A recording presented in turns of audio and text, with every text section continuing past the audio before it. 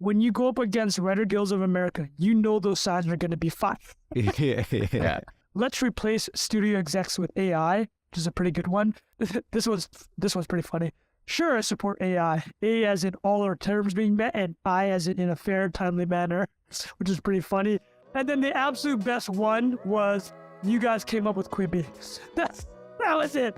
That was the entire... My favorite one was my neck, my back, we need a fair contract. I mean, they're getting the music involved. That's a good one. All right, welcome to another episode of Not Investment Advice. We've got Trung Phan, Jack Butcher, and Bilal Zaidi back. Jack, welcome back, mate. We had you out last week. What's been going on, man? You've been on the road again. Been traveling, boys. Getting stuff done, moving some atoms around. Well, you got another one coming up next week. You're going to be in New York again for a quick We're back. little stopover. You got something going on Christie's. Do you want to share what's going on with that? Freeze, art fair. We're going to be doing something with Christie's on the 16th to the 23rd of May. A little physical and digital collection. Going to be posting a couple things about that in the next couple days, but been back and forth to LA working with someone on producing some physical prints for a little small run checks collection. So I'm excited about that. Killing it. And share Perfect. more. So what you're trying to say is the checks is still juicing. The juice is still rolling. Does juice roll, by the way, or does this ball roll and then there's orange to be juiced? I think I'm mixing... Mixing metaphors. It remains to be seen. We'll see how it does. Okay, beautiful. It's going to do well. Let's be honest here. Either way, yeah. So, all right, we got a lot to talk about this week, boys. We got Pepe Coin. Meme coins are back, apparently. We're going to talk a little bit about that and also Bitcoin breaking. People have been messing around on the Bitcoin chain with the stuff we've been talking about on the pod for a while on ETH, like, pictures of monkeys and stuff like that. So we're going to break that down a little bit, like what's actually happening there. People are saying is Bitcoin is breaking. And then we're going to do a little segment on the Hollywood writers' strike and Blumhouse. But Blumhouse Productions, the Hollywood horror hit factory. Yeah, so they've got, was it Get Out, Paranormal Activity, Get Out, you said? Paranormal, The Purge. They I will also say did Get Out is a Whiplash. phenomenal film. Phenomenal film. I There love you that. go. Okay, buddy, let's go. Let's All right, get so into it. Jack, you've been following the Pepe Coin stuff. I think a lot of people listening to this might have heard of it already, but what has been going on? I can see here that it was a $700 million market cap. I think it went even over $1 billion at one point. It's dropped a bit now. And if there were people, investment definitely advice. not investment advice. Yeah, 100% not investment advice because it's already been dipping. It was we saw people sharing tweets. They bought something for 0.5 ETH and now it's worth, $1 million or whatever. Stuff we were used to seeing in 2021. I had to check my watch and check the calendar because I was like, am I in a dream again? But I was not involved. I stayed away from it, stayed away from the FOMO. But what was happening from your vantage point? Well, I think it was just like a concentrated meme coin season, we'll call it. So this idea of like a token that is loosely connected to an idea or a meme that already exists. In this case, Pepe the Frog. Do your research on that. Watch, there's a documentary called Feels Good Man. I think HBO made it on Matt Fury, the guy who came up with Pepe the Frog, who's had a tumultuous past, been appropriated in various unsavory contexts over the years, but has emerged as for example, could you tell us? Like Allegedly. 4chan, neo-Nazi, lots of so the documentary Feels Good Man goes into the redemption arc or the reclaiming of Pepe the Frog as a character that does not represent those things. Very good. And also was used as a symbol of freedom in the Hong Kong protests a couple months ago. So fully shed that connotation in my eyes. And just internet main character, especially in crypto, every reaction you see in a thread, comment, response, there's got to be 10 million derivatives of... It's like him and Hasbulla, basically. The mascots of the internet. Incredible amount of content and memes created around this character. So anyway... I think there'd been attempts in the past to create a coin that references the character, but timing of this one was different and caught the attention of certain people. And they created a Twitter account a couple weeks ago, renounced ownership of the contract, put everything out there. Like, this is the structure of the, this is the way in which we're going to spend funds to get listed on centralized exchanges, whatever else. Catches fire on Twitter, goes from tens of $1,000s market cap, runs all the way up to $1 billion, 1.2, 1.3 billion over the course of ridiculous. on the course of 2 weeks, or maybe Insane. less, 3 weeks. And obviously just timeline is just in complete disarray, like total euphoria. Like, I mean, like almost Bored Ape, like the Bored Ape thing compressed into 3 weeks. It was just complete madness, right? It's like new paradigm. This is the future currency of the world. Yeah, you know what you're gonna. Yeah, we've had it you're gonna before. be reading. Well, actually, let's walk through what is the standard, what is the abstract way that one of these things happen, right? Come out of nowhere, blow up. People imagine that you build a whole new economy on top of said coin. Everyone's a billionaire. Nobody has to work anymore. And then the hangover happens when you realize there's a mini pump. Hey, was that what's going on here? Was this a mini pump? Like, who was the beneficiary? It was a major pump, and then but Yeah. No, what about that mini was? no, it's Was short. it like a shill, like a pump and dump? But to Bilal's point, it was not a mini pump. Yeah, it was yeah, a yeah. massive pump. Yeah. So weirdly, it wasn't available on any exchanges for the first probably 10 days or so. And these timelines, I'm totally guessing here, but like this was all just happening on Uniswap, decentralized exchanges. So it was really like crypto native people that were involved in this. And that's what I think led to a lot of the speculation to the upside, is like, wow, this thing has got this much momentum without using any of the centralized on-ramps that would typically like drive the market cap of a Doge or fucking Shiba Inu or any of these more established things. That comparison is being made too. Yeah, It went so all like the way up to comparison 1 point. being made. Oh my god, this is volume. Sorry, 2 billion volume. Yeah. is Switch the volume, market not cap the on the price. right at top left. Wait, where's this? Oh yeah, market. Yeah. Okay, there you go. That's I don't even a know if better. yeah. Oh my goodness, dude, that is a way better chart That than is price. ridiculous.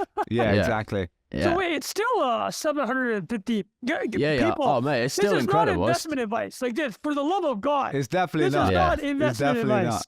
No, I think. No. Yeah, I mean the most likely scenario here is you are the exit liquidity already. I think by this point, in my opinion. But Yeah. That It's, is, Remember, uh, I have zero holdings. As we all know, the Same. running joke with Trung Phan is every crypto pump, he makes $0 from it. In fact, he's definitely down all time. Actually, I'm pretty close even.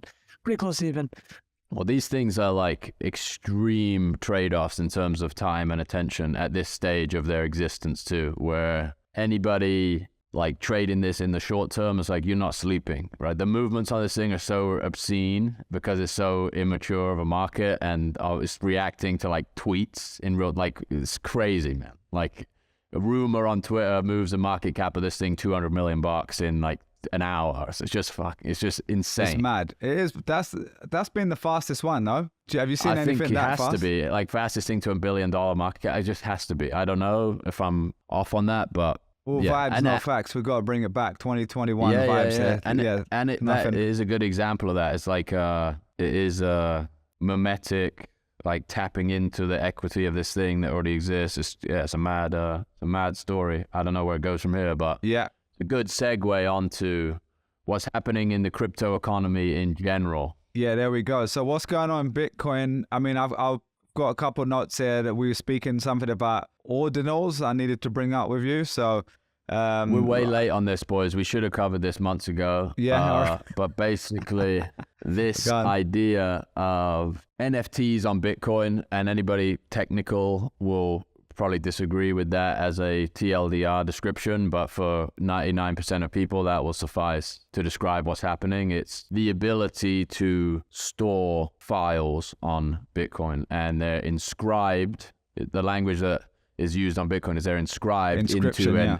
individual Satoshi. So these things are like, in a way, Bitcoin is like a fractionalized NFT. There's one way to think about it, is like every Satoshi on Bitcoin has like a history, and you can inscribe data into every single one of them. So the way this is working is like, or originally the way it works is like, you have to have like a sophisticated mining operation to custody the sats that you want to inscribe. Then you put data onto them. The limit, I think, is 4 megabytes, which is significantly more than, like, if you try to put 4 megabytes of data on Ethereum, it's going to cost you like a Porsche 911 probably. It's going to be expensive as hell. And this idea of ordinals, they are inscribed in sequential order. So it's different than Ethereum. They're not like individual smart contracts. There are not like 10,000 tokens within a collection. It's just 1, 2, 3, 4, like from 0 to, I think they're up to like 5 or 6 million inscriptions right now. And the Bitcoin community has basically just been laying dormant, especially with regards to like internet culture. Like the stuff surrounding Bitcoin was just conversations about it, right? It's like Sailor, podcasts, like debating the nature of money and economics. And there's like the kind of the use case for Bitcoin is there isn't a use case outside of store of value. Store of value, yeah. And that really is like what a lot of people who believe in it hang their hat on. So as soon as this kind of behavior comes around, it's really caused a massive divide in the Bitcoin community, if you want to call it a community. Like the idea of using this as a store of value, sound money, cyber hornets, encrypted wall of energy, versus like shitcoin casino, monkey JPEG storage, all of that kind of stuff. So that behavior, you know, that's always been like condemned by the most vocal Bitcoin believers, at least in my experience. So what's happening is as those use cases are getting developed and as people are building the ability to like launch tokens on Bitcoin, I don't know enough about that to go into detail, but there was this thing that came out, BRC20, which is a play on ERC20, which is a fungible token on Bitcoin. So people are just launching these basically hyper short-lived token, fungible token, like contracts embedded into a single Satoshi. It's causing basically the transaction fees on Bitcoins to go parabolic. So like there was a tweet that I think Bilal you sent this morning, someone in El Salvador like trying to send $100 and it's $20 to send it. So it's like all of the things. There's one more I just to mention. Bitcoin block 788695 contains transaction fees greater than the block subsidy. So that should kind of paint a picture. So it sounds like the transaction fee is greater than the incentive, I guess, for someone to, for a miner or whatever, to complete that transaction. I'm assuming that's what it means. I'm assuming that's what subsidy means in that case. But essentially, like you're buying DoorDash delivery and you paid more for the delivery to your house than the food itself or something like that. I think that's already the case in it, Bilal. We're getting pretty much close. the case. Yeah, exactly. Yeah. A $12 sandwich. I want you guys to imagine a world. Imagine you got a burrito for $12 and then there's fees on top of it that are more than $12. Wow. That's literally what's happening right now. Wait up. Mate, I've had maybe a $45 Burger King in the last 6 months or something just for myself. Well, and that's like not egregious. That's not egregious ordering. Oh, that's dude, just it's insane, man. Dude, I ordered a donaire for like $30, and like those things like $4. You ordered a what? A donaire. A donaire. There's a place in Vancouver called Donaire, dude. Great. Yeah, like the Turkish doner, yeah. Like just alliteration, same letter, donaire, dude. Yeah, this is the whole segment. We got to do the whole segment on this. Yeah. Wait, that's incredible. You have to get on the Peloton after eating your donaire. Wait, did I say donaire wrong? How the donaire? No, it's probably just how Canadians say it. That's just funny. So we call it doner kebab, yeah, but that's weird, dude. We're probably saying it wrong too. Turkish people are like doner. You're actually closer to the correct you version. You gotta roll the R. Two Brits can't be talking about pronunciation of international language words. Hold on, let me hit Jack's point here quick. The entire time Jack was talking about, what is it called? Orthogonals? What is this thing? Ordinals. Yeah, ordinals. Whatever, man. Sorry. I bought Bitcoin. I don't F with this stuff. All I know is the entire time Jack's talking, I was just like, want to ask, what do you guys think Michael Saylor thinks? Do you think he thinks this is ethical? Do you think Michael Saylor thinks this is ethical? We need to get him on to ask again, man. Hey, Michael. Sorry, there's a bit of first of all, thank you for coming on our podcast last year, but one of the biggest replies and comments from listeners is we didn't know whether or not you thought ETH was ethical. Could you clarify your thoughts on the ethics of ETH as a security? And do you think that your position on ETH has turned out to be broadly adopted by the SEC in the past 12 months? Yeah, exactly. Yeah, good point. All right, so anything else? I mean, I guess that wraps up the Bitcoin part. I guess to wrap it up, though, I'd love to get your take, Jack, because you're someone who's built in the space on ETH primarily. You've obviously been, doing NFT stuff for a while. I think you've got stuff on the Ordinals Bitcoin side of things as well, right? And I don't know if that's like released somewhere or whatever, but that is something you're experimenting with potentially, but most of your stuff is done on ETH, I assume. So what is your kind of take on it overall? I think at least my understanding of it so far is that it's much more of a like storage of digital artifacts in a sequential nature. It's very different infrastructure than Ethereum when you think about it as a comparison to NFTs. Like there's no programmability here. It's just like this thing is going on Bitcoin and it will be maintained by the Bitcoin network for a long time. I heard all these stories back in February, people like trading ordinals over the counter in spreadsheets. Like someone put a bunch of CryptoPunks on Bitcoin and people were like, I don't even know how this worked, but like custodying this Satoshi, finding like somebody to escrow it, then sending it to this person, and then the Bitcoin goes through that third party back. So it's like the complete opposite of like trustless transactions. It's like in a Google Doc, yeah. Right. But the idea of being able to preserve digital artifacts this way is interesting to me. So when it first kicked off, somebody we all know, someone in our network reached out to me. It was like, oh, you should look at this. Here's a couple things that you can make happen in a short period of time before this Michael thing. Saylor got you to do this, yeah? Saylor messaged me. Was this gentleman the former CEO and founder of a company called MicroStrategy? Me and Saylor have been so tight ever since that part. We've been plotting all these NFTs. The idea that some of the value of these things comes from how early they were relative to the start of this inscribing happening. So I think it's up to 5 or 6 million now. Most of the value is concentrated in the like early thousands of inscriptions just because it marks like some cryptographic history, and people who are interested in these systems are collectors of those artifacts. Well, I think if you think back to Tom Osborne's episode, the Ether Rock, exactly that right. that was a first of its kind. Apparent, I forgot the phrase he used. It was some technical term, but that was the logic anyway. One of them. Yeah. Exactly. Yeah. All right, perfect. Well, we got that's a transition to the next. Sorry, guys. Sorry. I was on a brand new computer. People watching Trung to start sharing his screen for what the next segment, which is all good. Hit it, Trung. We've that already was said Trung's way of saying way too many times. No. Time for us to move on. But I just saw enough. Bilal's message, and for inside baseball for listeners, the thing is always about sharing screen, which is always like, for some reason, it's always annoying, and it always takes us like 30 minutes to figure out. Like, no, normally I do it, but today my screen was freezing, so I was okay. making sure. So, but I'm blaming you for that, man. I saw the message. I'm like, fudge, now I got to figure this out. But wait, sorry, Jack. If you had more to finish off there.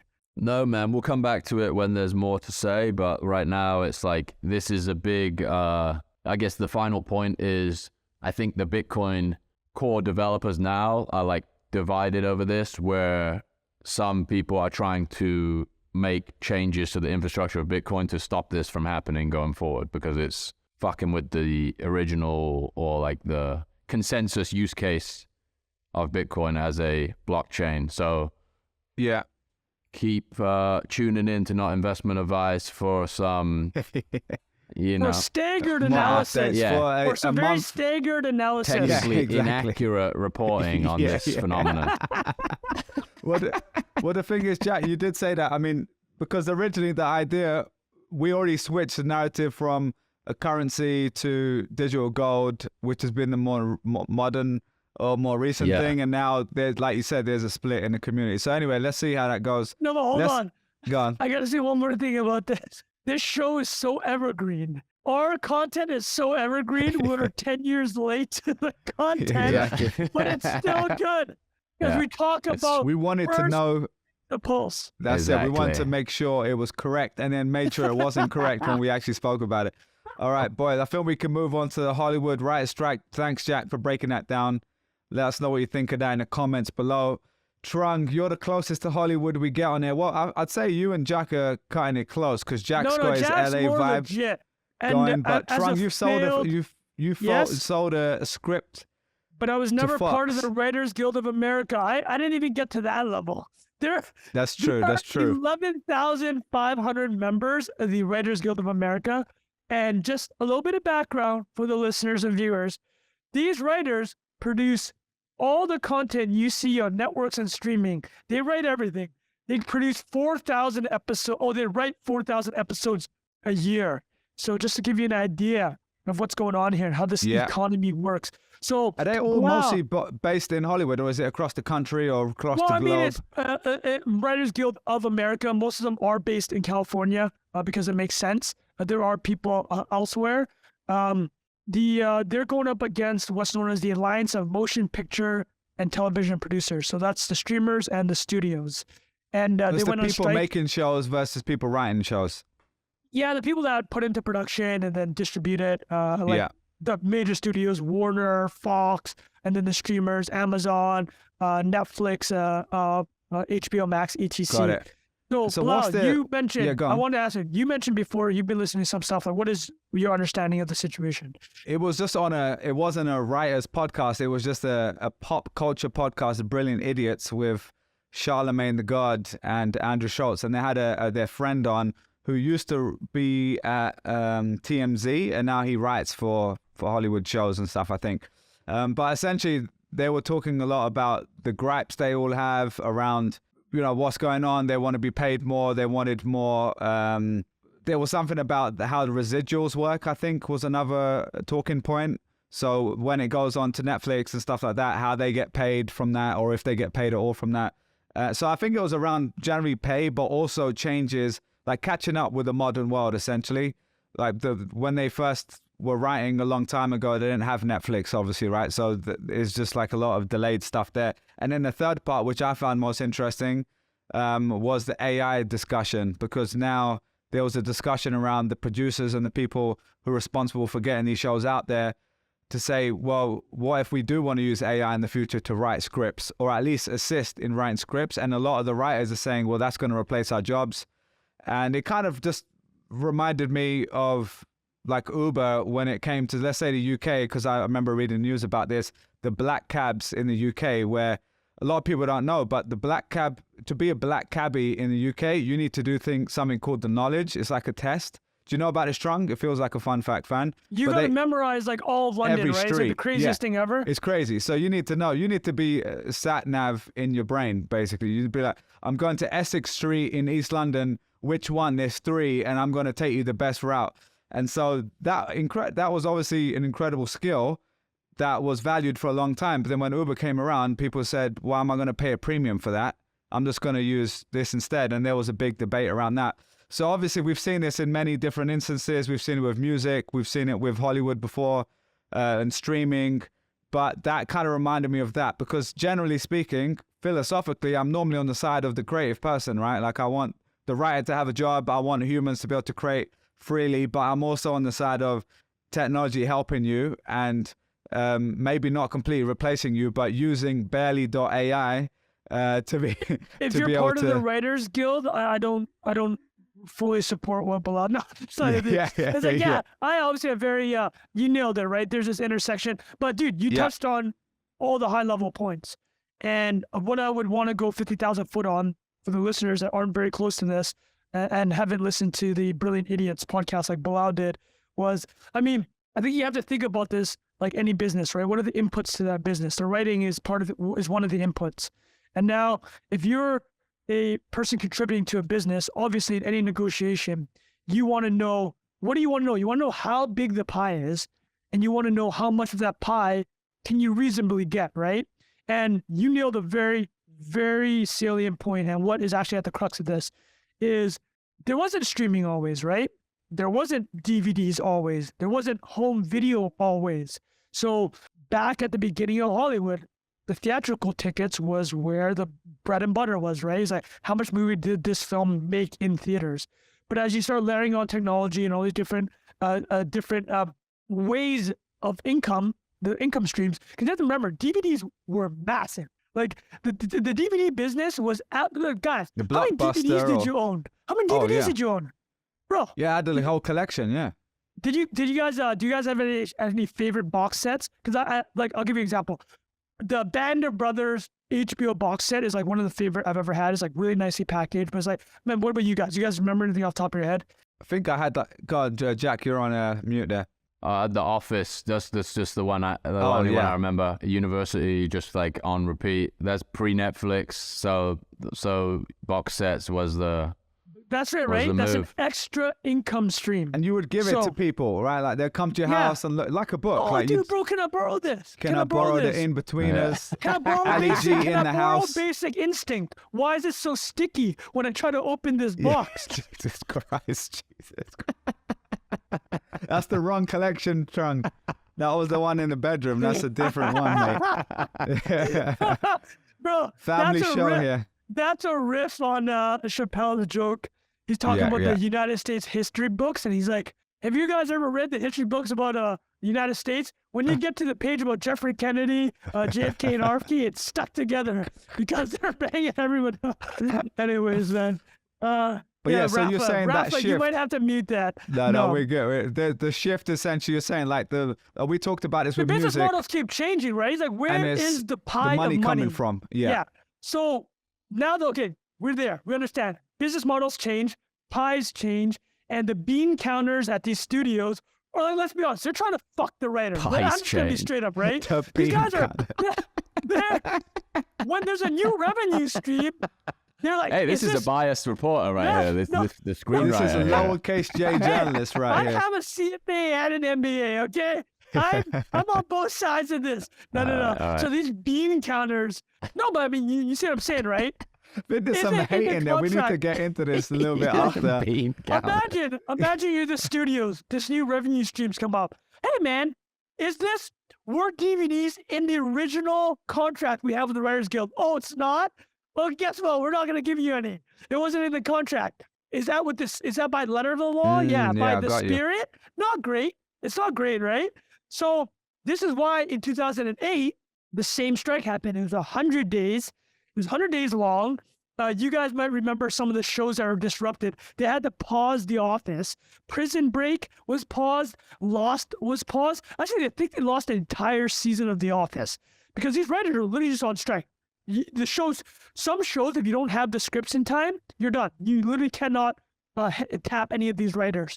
And there's a great thread. We'll link to it, but someone was making a very salient example of like, do you guys think like writers going on strike is a joke? It's like, I'll give you a very good example. Go watch the movie, The Quantum Solace, the Bond movie. That movie was in production in the middle of a writer's strike, and it just totally hit the shitter. Like Daniel Craig was rewriting scenes because they didn't have writers on set, and you can just tell this movie is like flat and just like not good. Versus like, because the first one was really good when they did the reboot with Daniel Craig. But yeah, that movie didn't have writers on it because they're all on strike. But I'll It's give incredible. you a positive history is Breaking Bad. A favorite of the show was they were gonna get rid of Jesse Pinkman. But to kill him off, they're gonna kill Spoiler Jesse alert. Pinkman off. Spoiler alert. But this is a season 1 spoiler alert, so it's actually not that big of a spoiler alert. But because of the writer's strike, they're like, oh, we gotta like move pieces around. They end up saving Jesse Pinkman. Like, this is what happens. Like, creative decisions are affected by this writer's strikes. Like, I want to reiterate, they wrote 4,000 television episodes last year, right? Like all these writers collectively. So the pie keeps getting bigger. 2008, there was a strike. What was the 2008 strike about? It's very interesting. Bilal touched on it. Streaming was kind of this issue, but streaming wasn't even a thing in 2008. Like Netflix had launched a streaming business, but the DVD business was still much bigger. There wasn't Amazon, there wasn't Apple TV, there wasn't Hulu, any of this stuff. But in 2008, after the Writers Guild and the writers had been completely just bent over on the DVD, like they didn't get any of the residuals on DVDs, right? And they're like, they're like, so they coined this. They're like, okay, clearly something's happening with the internet, right? We all know this is all going to end up on the internet. Sorry, I got the sniffle. Oh, yeah. Dude, kid in the house, That's all right. Jack, you get it, man. The kid It's starts all right. coughing, you're like 2 days later, you get it, right? That's it. Yeah. So, Rafa, leave that in. That's authentic. No, Keep it real. Yeah. Yeah. so the DVDs, big business. Streaming, not quite there yet, but all the writers are like, the WGA, the Writers Guild, is like, what about this? Like, something's going on with this internet stuff. We have a feeling some stuff's going to end up on the internet. They called it new media, right? They saw YouTube, Bilal's former employer, disclaimer. Once a week, you got to get Once in. a week. So they knew that this was happening.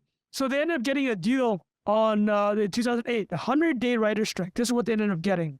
They got 1.2% of gross receipts on rental. So this goes out to DVD. Ad-supported streaming. There wasn't even a subscription streaming at this point. So they got 2% of ad-supported, and there was nothing on subscription streaming.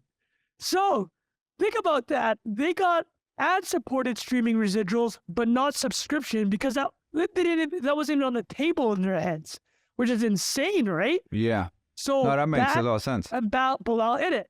This is the biggest chunk of money right now. You're hearing, and by the way, all these streamers are losing money like hand over fist, right? But they're building it because you got to build technological moat, and then actually Netflix is actually cash flow positive now. But the whole point is it's really expensive to run these streaming businesses because how much you pay for content. I think last year Disney and Netflix paid combined like 20 to 30 billion.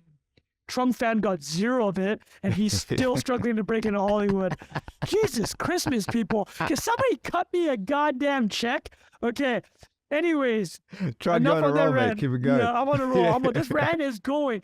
Okay, so a couple things are going on here. The pie, that's one part of it. The other part of it is this. The actual making of content has changed. So back in the network TV world, this is how they used to do it. They would just hire as many writers as possible. This was the system. Because there was so much money tied up in cable, so that if you, like, man, you guys probably know how much money the Friends people in Seinfeld make from just cable reruns, Crazy. right? Yeah. And this goes to something we talk about. Where are people's attention? People's attention is in cable, right? It wasn't cable.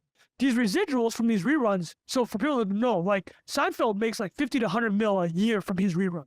It's like one of the greatest passive income streams ever. You think about all these guys, Law and Order, Don't see him writing a Friends. thread about that, do you, mate? Yeah. He's just chilling, enjoying himself. Eight passive income streams. Well, here, let me ask you guys, what are some reruns that you love? That you like, I'll give you one. Law and Order is something I watched every single summer, like every day. When I was off of university, I just watch it every single day. I don't watch any of these on cable anymore because I don't have cable, but just, Yeah.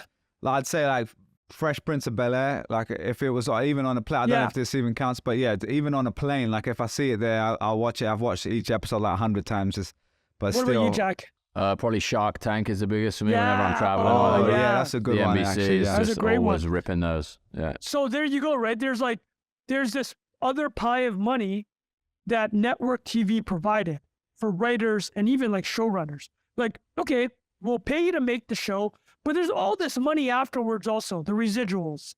But the problem is that you shift to streaming, as you guys probably know from what you've seen in the news, have probably read it and heard about, it's like streaming doesn't have residuals. Netflix will just pay you a fat check at the front, and that's it. That's the end of it. You get nothing on the back end, right? So that changes. The economics have changed for writers. So when you mention Bilal, these residuals, this is what's happening. The attention has shifted from television and cable to streaming, but when it ported over, the studios and the other side of the WGA battle are like, okay, well, we're not doing residuals anymore because streaming is a totally different world. We're just not gonna have residuals. And the It's writers like- like, huh? Yeah, well, Go It's ahead. kind of, it feels like to me from the outside without knowing too much, it's like if the music industry, if they still had this outdated contract where most of your money is being made from CD sales or something. Yeah, And it's like, no, obviously now everything's in streaming on Spotify or whatever and YouTube and TikTok. So you're now had to account for that and things have changed. But in this case, it's just this old, that they haven't really updated it to account for the way things have moved on, I guess. exactly. Or they Yeah. don't even want to. They're like, whatever, right? Like, but this is what the fight's about. And I mean, this took a decade for them to come to this Yeah, point, it's kind right? of shitty, man. But They got to dude, you brought up tokenize it, right, Sean? Yeah, exactly. Well, you brought up such a great point with Uber because one of the things that WGA is saying is that the studios are basically trying to make us gig workers. So there's no upside, as there used to be in the network TV world. And the studios are like, you brought up AI, is like, do we even need as many writers anymore? Right? So here's where it actually gets really sticky. And the way that we've consumed streaming, especially particularly television, has really changed the industry, even from a creative perspective. I'll explain why.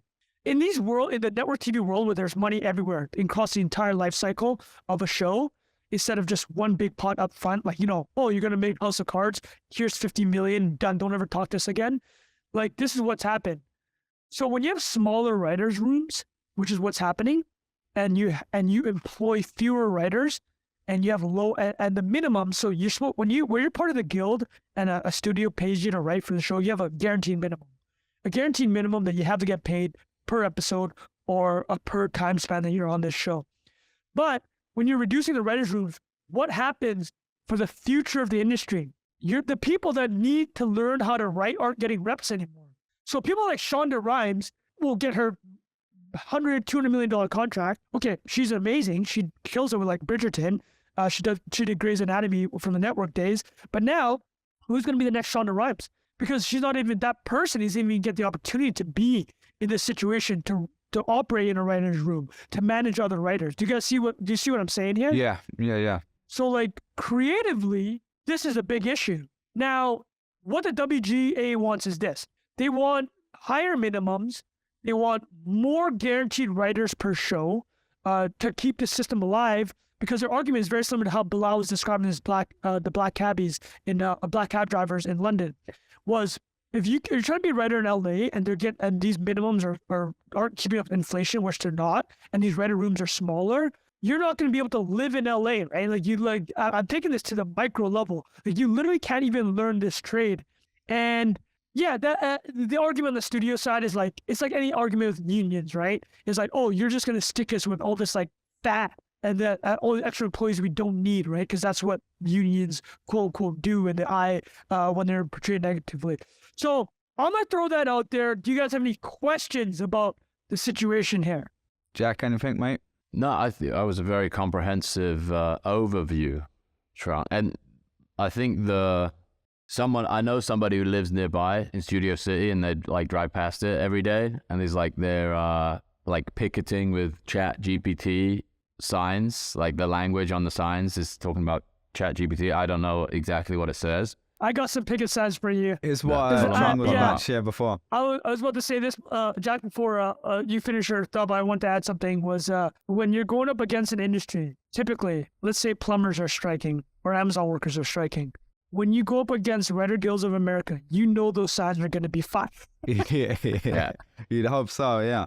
Yeah, you would hope so. Jack, thoughts? So what you mentioned about like people not taking the internet seriously, or there being no transparency into where your work goes, there's still these crazy concentrated, centralized forces in media, right? I don't know how many it actually is, but like Disney, for example, you look at that organizational chart and it's like how much influence they actually have or how much distribution they actually have. I guess the conversation then becomes like, can they operate without these people? And in the short term, it feels like absolutely not, right? It feels like they're going to make some headway, or they're going to be able to negotiate some different conditions, but ultimately it's like standing in front of a steamroller over a long period of time, right? It's like this stuff is going to change. And, I say that with confidence, but I don't know. Again, you can like decentralize all of these efforts, but if you still have a monopoly on the distribution, then you still make the ridiculous margin, right? Like even this guy that did the Drake AI thing, take the copyright thing out of it. But so if a person with distribution decides they don't want that to be out there, it's not going to be out there. So I think there is still a lot of confusion YouTube and around. Spotify chopped it, right? Like exactly to your point. Yeah, like you go, oh, we're going to organize and we're going to make our own stuff and we're going to win on merit. It's like either two things happen: they kill you before you get there, or money wins and you get bought out and you get integrated into the machine, right? It's like tech companies. It's the same idea of like, well, you're going to change the world, and then like somebody's in front of you with $100 million and now you're a check, Microsoft and you're like, employee for the next 4 years. you know what? I'm gonna do my 3-year earn out, and then I'm gonna go sit by the beach or whatever. Then most people will succumb to that. I'm not trying to say anybody has a particular call, point right? of view. Yeah. Yeah, but it feels like I don't know the intricacies of how that industry works to know like most people are obviously, to use a crypto term, in it for the art. Yeah.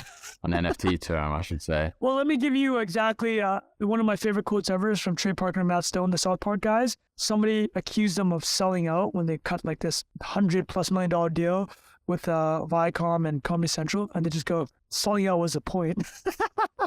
The entire point was selling out. Right. And I'm like, I love these guys, right? But they have so much control. A couple of things I do want to add. I think you nailed on some really great points. So I think the steamroller thing is a great point. Well, let's just put it this way. The strike, the 2008 strike, this is actually exactly what you're saying. That this slow steamroller with the distribution, in this case, you said, you noted Disney, they're just kind of like, listen, you're going to be a sponsor, but you bring up, this is exactly the point that was so great that you brought up. So 2008, the Writers Guild had a lot more levers than they do now, right? Like, I don't watch a lot of TV. Like, in 2008, people were feeling the pain of that entertainment drop-off, right? So famously, Conan, his entire staff went on strike, but he's like, I want to keep paying these guys. So he was hosting shows just by himself.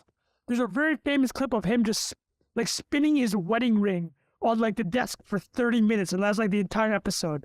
But like Conan, legend for doing that. He's like, I'm going to make sure because the problem with the writers is like, you have people that are with you. They want you to get your bag. But we're talking like the people on set, right? Like the dressing people, the makeup people, the production people, they're also going to be out of the job if there's no writing.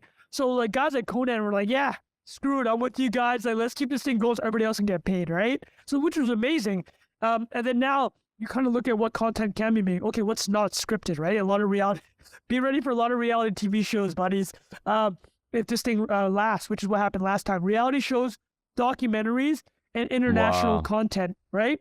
You know what's funny? This is a complete like tangential thought, but I think we talked about the Ethereum switch to proof of stake. The idea of all that processing power now being thrown at AI. Did we talk about that? Yeah. Well, I think we have mentioned it, but it's just funny. All the GPUs, right? Yeah, like downstream, like this is like the second order effects of this exactly. Are like more, fly on the wall, fucking nonsensical, non-written. Well, not even nonsensical. I shouldn't say that, but like low You're not gonna get production scripted stuff, right? Low production effort. You're stuff. not getting Succession from that, right? Yes. Like you're getting Big Exactly. Brother or Love Island vibes. Yeah. So yeah, it's a different. And, I mean, Love TV. Island is probably as well thought through. To be as fair, yeah, Succession they at do its an hour time. every day. It's probably pretty doing their up numbers, there. right? Yeah. Well, the thing I'll say is, so I'll just give people a little bit more inside baseball on like the scheduling. So the fall is really big for network television. They do a lot of the writing over the summer. So that fall lineup can be real thin if they don't get a deal done. Another thing, I did the apprenticeship stuff. I added one more thing on the inside baseball, which I thought was pretty interesting. There's something called mini rooms, and this is actually a very big point of contention. I'll talk about this before I address AI, which is what Bilal brought up. So the mini rooms, there's basically a concept called mini rooms where you get people together, they can start working on a show, but they're paid at a lower rate because the show's not in production. Okay, and these mini rooms though, which kind of were like, they didn't really exist before. It was just called like people writing in a room, and you get paid like a lower rate because the show's not in production. It's probably less stress. Like you don't have to be on call to finish something. But the entire industry, because of streaming and the scheduling it does, kind of shifted to this mini room model where they just put people into this room, pay them this lower rate, but the work was the exact same. So they'd write full seasons, but you don't get paid like the good WGA, like high rate until the show's in production. And it just goes back to how these studios just had another lever where they could control where the money flows, right? And this is a big point of contention. So now I'll touch on the last thing which Bilal brought up, which I think is very important, is the AI stuff. Let me give you some of these signs that were written. It's in lieu of meme of the week. We got like 17 signs. I won't even post a video up. Rafa has the thread. I'll just say a couple of them. They're pretty good. Let's replace studio execs with AI, which is a pretty good one. This one's pretty funny. Sure, I support AI. A as in all our terms being met, and I as in a fair, timely manner, which is pretty funny. This one is hysterical. My edible just kicked in. I'll do this all night. That's the most LA shit I've ever seen. And then the absolute best one was, you guys came up with Quibi. That was it. That was the entire. My favorite one was My Neck, My Back, We Need a Fair Contract. I mean, for getting the music That's a involved. good one. Pay your writers or we'll spoil Succession. That's pretty funny. So the AI stuff, here it is. Here's the last thing we'll talk about AI before we get into Blumhouse, which is actually a very interesting addition to this writer strike. So AI, there's 2 points of contention with AI. Again, think about what we opened this with. Who controls a pot of money and where is it directed and who gets a piece of it? So there's 2 things very specifically that WGA wants to address about AI. And kind of shittily, the studios, they had a whole list of terms. The studios just like, yeah, we're not going to talk about that. Just like, yeah, we're not even going to address that. We will do an annual technology review is what they said. Once a year, we'll look at the technology changing the industry and we'll make an assessment. AI has 2 parts. A big thing in writing in Hollywood is who gets credit. Story credits, you probably see this all the time. Because story credits means that's the waterfall of distributions and residuals, if there are any to be had. If you have a story credit, you're going to check every month for ABC content. So what if the studios start crediting AI stories, right? It's like, who's going to get paid from that? Who is getting the money? So this goes back to something we've talked in the previous 2 weeks about the music. Do you just sue the models themselves for stealing the entire corpus of human, intellectual work? So there's that question. And the second part, this one you guys might, I think this will hit a light bulb for you.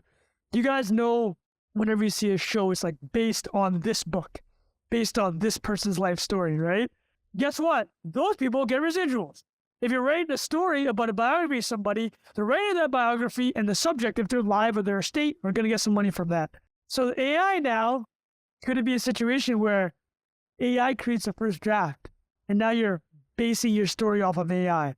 Again, where's the human in the loop? Who is getting paid for that? So those are kind of the 2 big AI things. Bilal, does that kind of answer your question about the concerns with AI? Yeah, definitely. I think the only last thought I had was what you guys were both saying. I agree with. I think the problem is, like you guys said, if you zoom out a little bit more beyond just Hollywood and that as content in air quotes. We talked about level of Succession. Like, to me, Succession is the best show on TV, or one of the best. And right now, you need humans to do that. And I'm pretty sure even in 5 years, you probably will need a lot of humans to be making that level of story. But that's not to say that 50% of it couldn't have been sped up or helped with the use of AI. And so the interesting part here is I'm sensing the 2 parts to their kind of strike. The one part, I really am on their side with, they should be getting paid more for the changes in the industry, like the residuals, all that stuff. But then the hesitation with AI is understandable. But that's the part where I'm like, that's the same story we've seen play out many, many times before. So that's kind of the summary from me, how I feel about it. But, and then the last point is if we are going to have, let's say AI creating a bunch of this content in the future, maybe the level comes down from the Succession, the Breaking Bad, etc., which I don't want, obviously. But you can say that's already happened, right? Like, the average amount of content on the internet in just pure numerical terms, there's so much content on the internet that is entertaining people. And we still have, the best of the best Succession and movies and stuff like that. But so many people are spending 8 hours a day on TikTok and YouTube and all these other places. On UGC, right? User-generated content. And there's a reason that is also entertaining for the same way we like Big Brother and Love Island. So I think ultimately we're all fans of the market decides in a way. But I think in the short term, you kind of need to give those people the best chance to be able to create the best stuff like Succession, Breaking Bad, because that would be a huge shame to lose that level of art, essentially. So yeah, I hope they're able to figure it out. That's a good, Bilal, I will say, you bring up, Bilal with the nuance here, right? Is like, yeah, just instinctively, you get it, right? There's this big pile of money, the corporations are controlling it, and the writers should have a bigger share. But it also is like Jack mentioned with the steamroller. He said it in the context of distribution and monster megacorp. But in this sense, it's technology, man. It's just like, there's just no question it's going to be involved. And Trunk, the last thing I'll say on that is there's people, when word processors came about, people loved the typewriter or whatever, right? And even in my house growing up, we had a typewriter and it was kind of fun playing around with it. But once you use a word processor, you're like, I don't need to learn how to spell anything ever again. And there's a thesaurus, one click, all that sort of stuff. And the people who were just so caught up with, oh, this is the way things are done, the same people who are really anti-Kindle books because they really love touching a physical copy, which I also love a physical copy, but I can say a Kindle is also great in other ways, or audiobook is great in other ways. I think that's the nuance that is obviously really important. It's great for people that like to listen 8 hours of audio a day. Exactly. Well, that's true. Yeah, I can listen to way more than I can read. So that is also a good point. But anyway, yeah, I think that's a really good breakdown, Trung. Should we move on to the Blumhouse topic to round us out? Yeah, go for it, Jack. One more analogy before we get there. So, like, as you were explaining that last piece, there's almost a comparison here to architecture, or like this idea of creating something grand because it's grand and you're going to lose money on it, or you're not going to make as much money on it because you want to make something amazing, versus Idiocracy, Mr. Beast, 900 hours of like shocking, dopamine draining content. Yeah, like there's an argument to be made that that's the more economically, if we just did things because they make the most money, we're going to be living in a dystopian hellhole nightmare of gaping wide-mouthed YouTube thumbnails. So that is also a consideration, I think, where the people that are fighting for this stuff a lot of the time are just like, yeah, we know that this isn't the most economically viable thing, but if we're going to spend our lives working on something, like, let's try and make it good. Like Succession is not going to be the most successful thing HBO has ever made in terms of money, like the economics of it. But I don't know what would be, fucking WrestleMania or something. I don't even know what shit they do that they make money from. The sport, probably MMA, a sports franchise, right? Yeah, that's true, right. Yeah. The like dumb, excuse me, sports fans, I'm a sports fan too, but the like base instinct man smashing another man's face in is like the money-making with thing. A metal chair. Yeah. Versus the Shakespearean... Tables, ladders, and chairs. TLC. The metal chair will never not be good. Dude, when the metal chair comes on, the guy's like, oh my goodness. Trung, you're making my point for me, Trung. You're making my point for me here. Trung, were you the one doing the X-Pac Triple H thing at school? Was that you? No, but every group I rolled with, that was the thing, right? They jumping off the tables and like. What an incredible time, though. What an incredible time that was. Anyway, but yeah, great. That's a great analogy, Jack. And the only thing I will say is, just to keep us honest, if we believe in capitalism and we believe in a free market, does that not mean if we're just trying to create great art for art's sake, does that not just need to be another model? That isn't a capitalist You endeavor. have to have scale to do that. I'm saying you have to have like in the way. You're saying in HBO's case they can afford to do it because exactly right. That helps their brand and they want to create that. Yeah. The indie filmmaker has to like titillate in an extreme way. Wait, titillate is the word of the day. Jesus Christ! What? Yeah, what I'm saying though, like to like build a reputation is much easier to go that route, and it's like if 5 or 10 of these writers banded together to create something, like the best chance they have of getting something great out into the world is to get a studio to it's like a venture capital operation, right? It's like we're going to incubate this thing, we're going to shield it from the economic reality for long enough that it becomes great enough to survive on its own, like a kid. Like you have to make a sacrifice. Like for something to be economically viable from day one, it has to be like, I'm going to say something horrible here, but it has to be like, I don't know. Jack, it has to appeal to a base instinct. Yes. Has to appeal to some base instinct. Yeah. So like it's TikTokified or it's just... Jack really was... Wait a second, okay. Flashing between Well, look at like...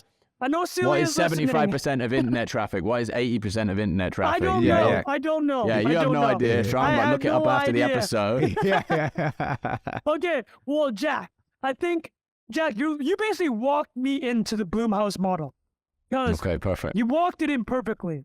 So for those that don't know, Jason Blum is a producer who runs Blumhouse Productions. They're responsible, as we talked about at the top of the show. Well, first of all, they're responsible for probably the most profitable film ever on a return basis. Paranormal Activity made We talked about it last week. Made $200 million plus on like a sub $30,000 budget. It was like $15,000 was the first cut.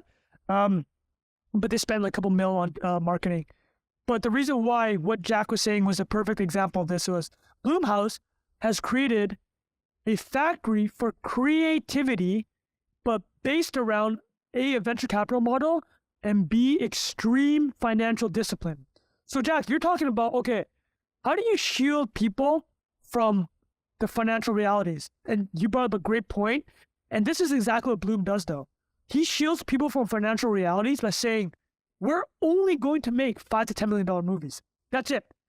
We're not going to have a $300 million flop. You want to know why? Because we're not even going to try that.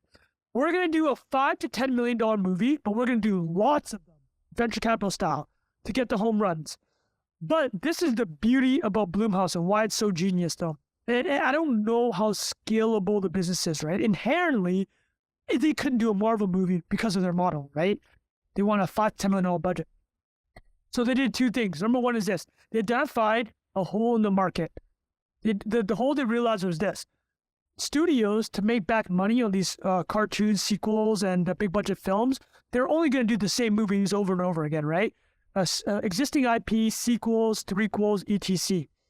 And then these other movies, Bilal said he really liked Get Out. Did you watch Get Out in theaters, Bilal? No, I watched it on a plane. You watched it on a plane? Yeah. Well, wait, Jack, did you see it in theaters? I haven't seen it. Okay. Bilal knows it's incredible.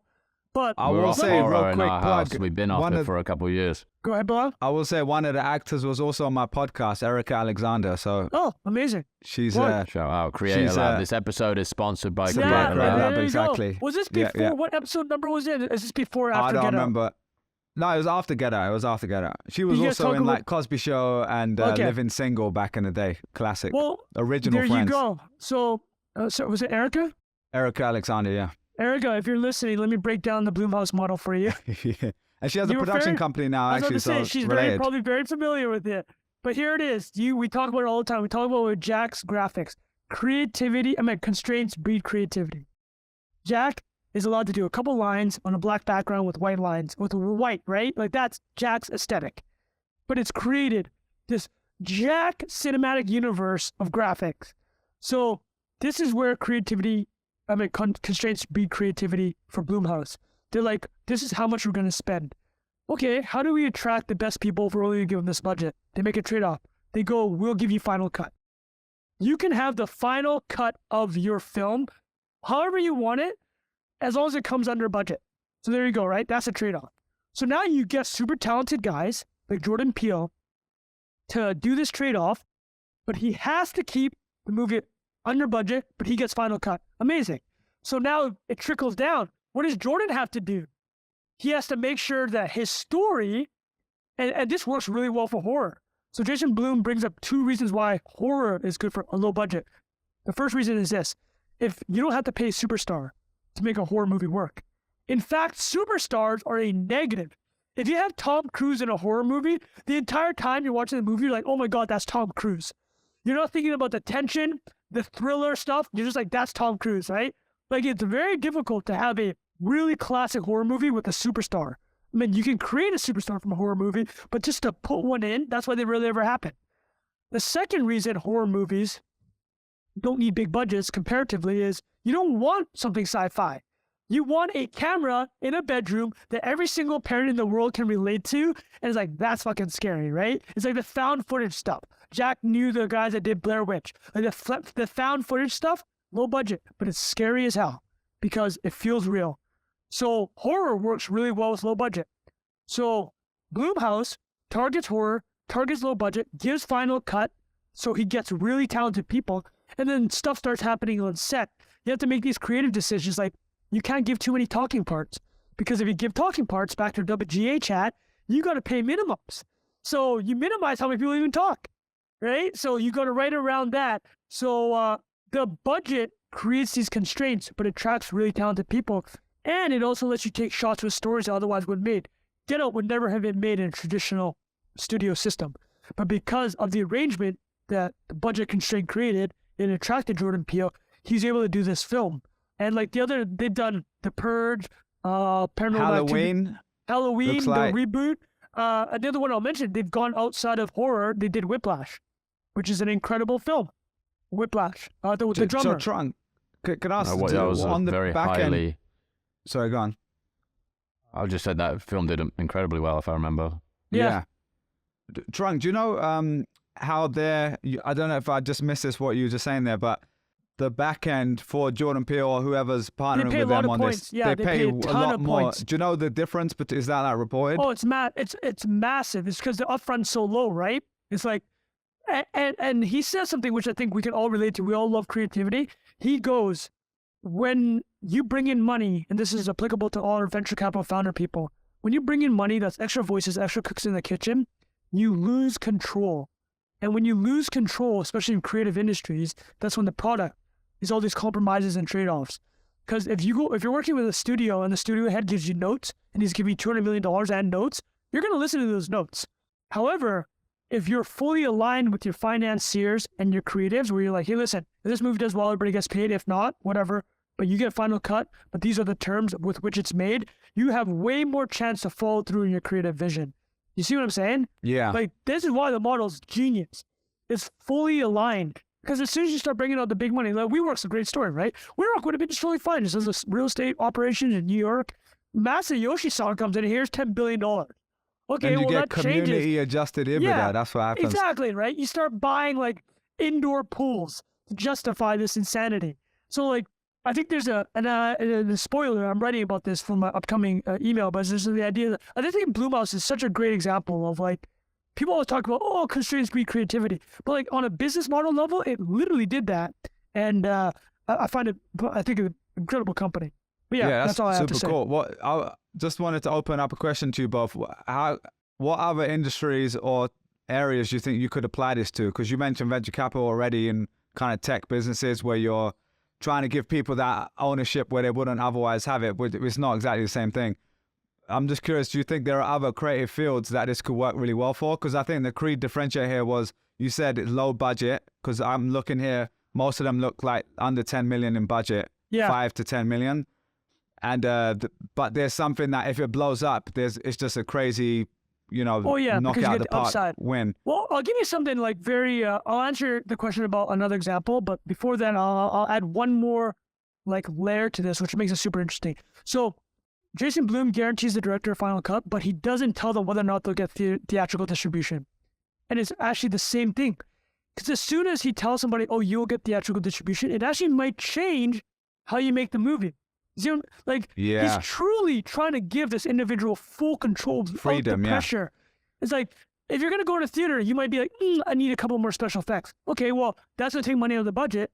You might not be able to get the actor you want now. So like, he's literally like, this is it. This is the deal. It's the cleanest deal in the world. You get upside, final cut, has to cost this much exactly. To answer your question about this won't be a creativity thing, but it's more budget related. It's Costco.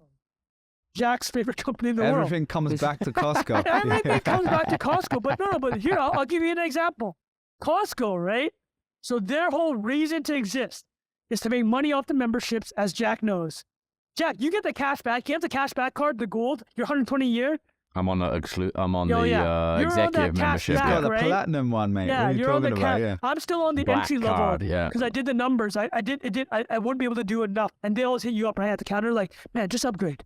You would have made your money back. I'm like, you're not getting me today, Costco. Spreadsheets. Okay. Fans got his CFA certified analysis on there. They get like $2 a year. Yeah. But, no, I'll give you an example. So if their entire point of existence is like, the most we'll ever do is add 14% margin on our product, that's the most. On most, it'll be 1 or 2%.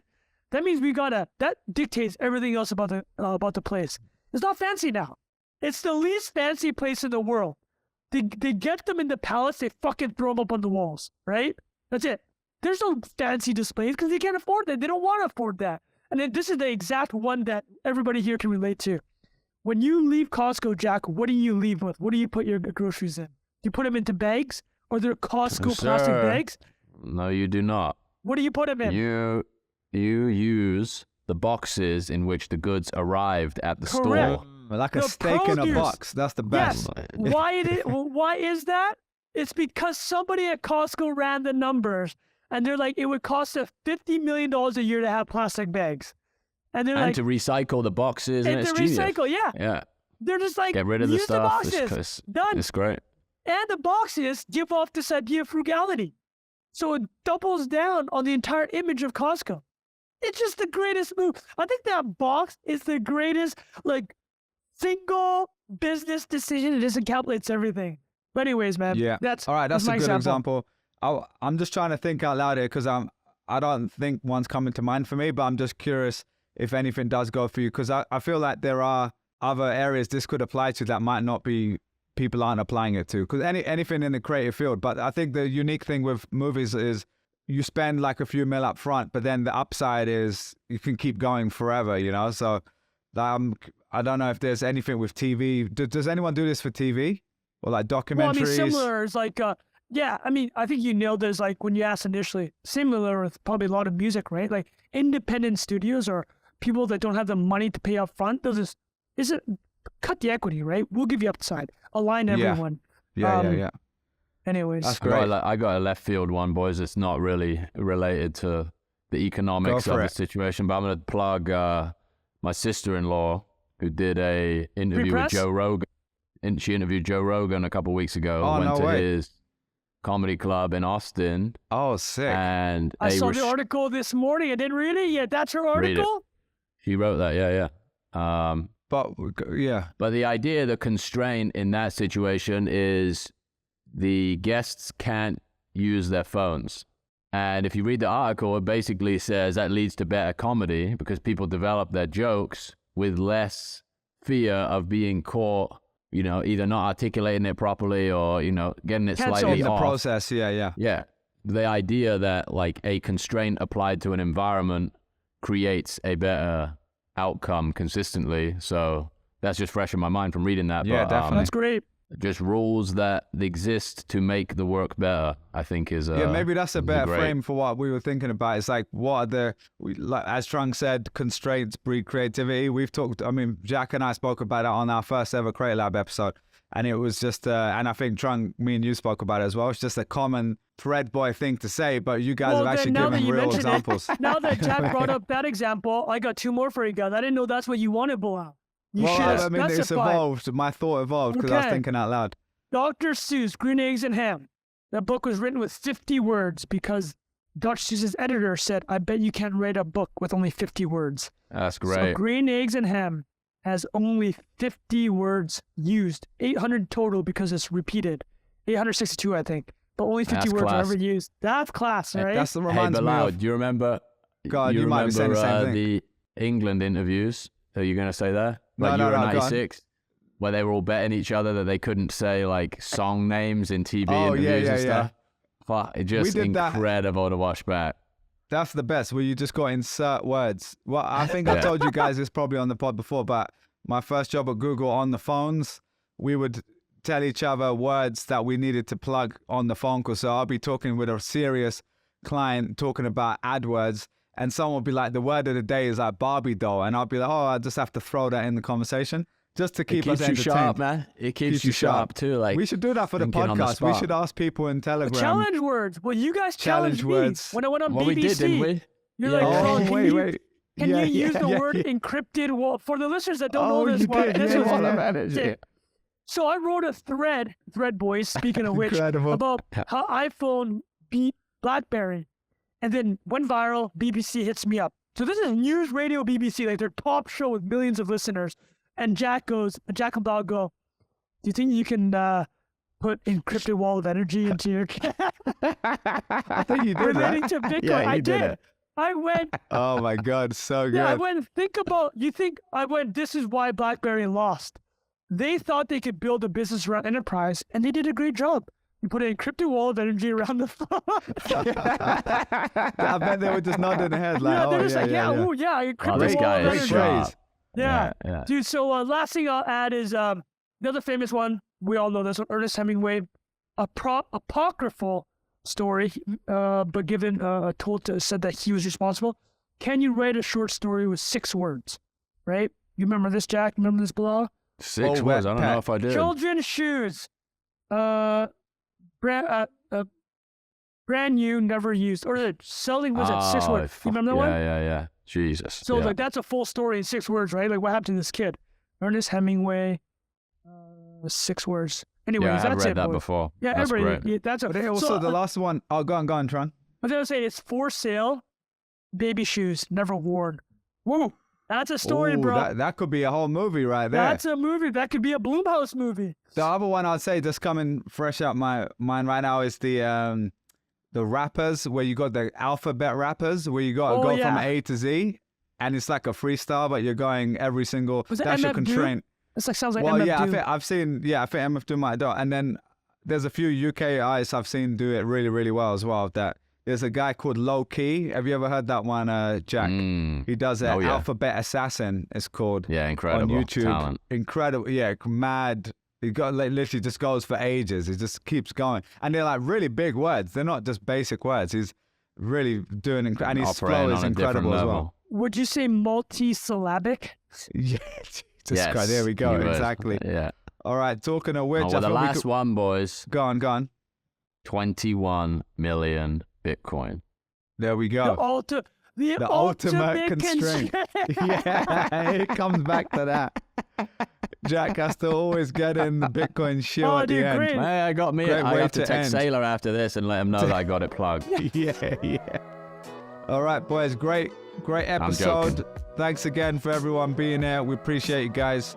We'll see you guys next week on the next episode. Cheers. That was good.